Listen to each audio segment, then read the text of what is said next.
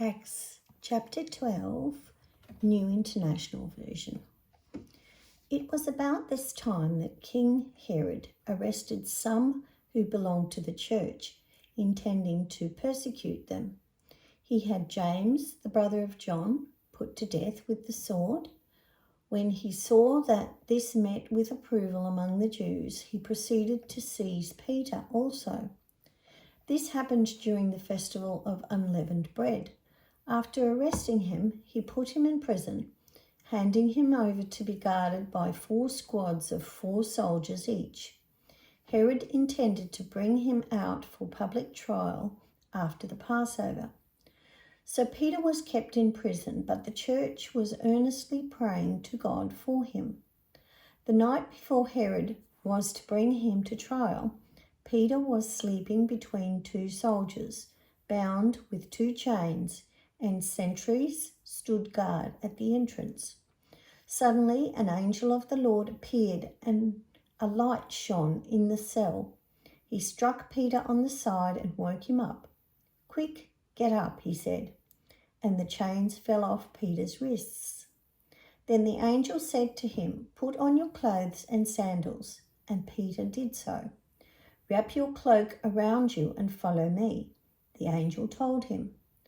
Peter followed him out of the prison, but he had no idea that what the angel was doing was really happening. He thought he was seeing a vision.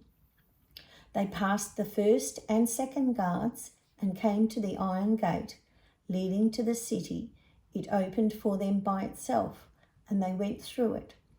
When they had walked the length of one street, suddenly the angel left him.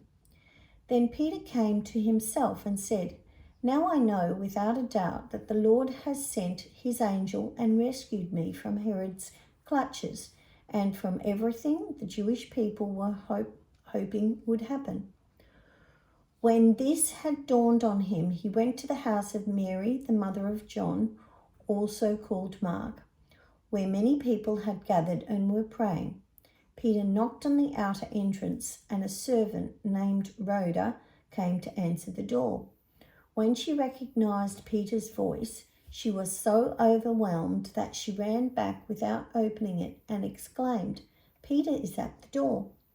"You're out of your mind," they told her, and when she kept insisting that it was so, they said it must be his angel. But Peter kept on knocking, and when they opened the door and saw him, they were astonished. Peter motioned with his hand for them to be quiet and described how the Lord had brought him out of prison. "Tell James and the other brothers and sisters about this," he said, and then he left for another place. In the morning, there was no small commotion among the soldiers as to what had become of Peter. After Herod had a thorough search made for him and did not find him, he cross-examined the guards and ordered that they be executed. Then Herod went from Judea to Caesarea and stayed there. He had been quarreling with the people of Tyre and Sidon. Now they joined together and sought an audience with him.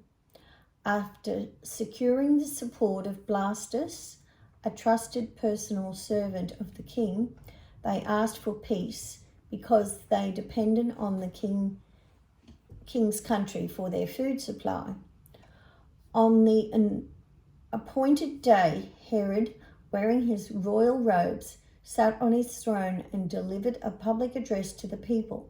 They shouted, "This is the voice of a god, not of man."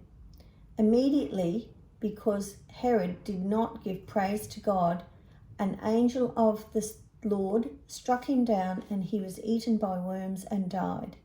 But the word of God continued to spread and flourish.